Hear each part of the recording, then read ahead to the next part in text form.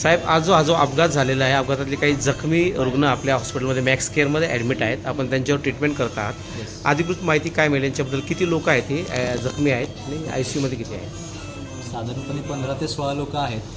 गाडी पलटी होऊन त्यांना मुक्कामार बऱ्यापैकी लागलेला आहे. त्यापैकी 2 लोकांना डोक्याला गंभीर इजा आहे. 2 लोक ICUमध्ये ॲडमिट आहेत.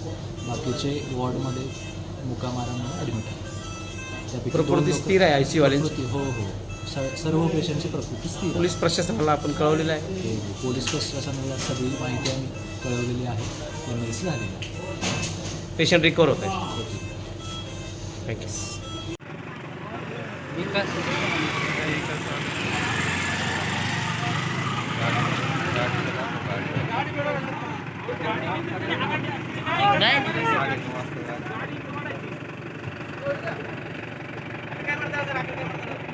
गाडी